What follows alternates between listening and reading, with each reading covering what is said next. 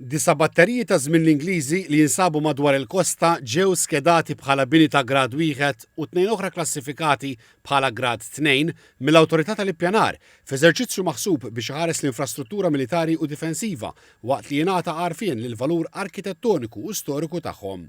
Bl-ogħla grad ta' ħarsien insibu l-batterija Delle Grazie fix-Xajra, il-batterija ta' San Pietro fil-Kalkara, dik ta' Wolseley u l-batterija ta' San Pawl f'Marsa Xlokk, il-batterija High Engel tal-Gargur, il-batterija anti-aircraft ta' Misraħ Strejnu fiż-Żejtun, dik tal-Quick Firing ta' San Giovanni fis-Swieqi, il-batterija tal-Wardija f'San Pawl il-Baħar u l-batterija ta' Żonqor f'Marsa Skala.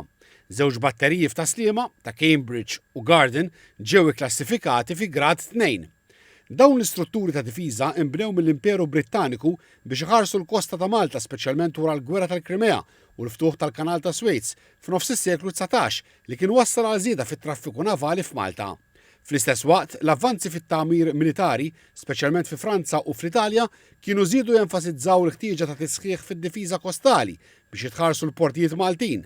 Eżempju ta' dan kien il-bini militari ta' żewġ vapuri tal-gwerra lejn l-1870 li kull wieħed kien armat b'kanuni ta' 100 tunellata. L-Awtorità tal-Ippjanar qalet li dawn is-siti juru l-irwol uniku li kellha Malta fih dan l-Imperu Ingliż u fil-ġeopolitika tal-Mediterran.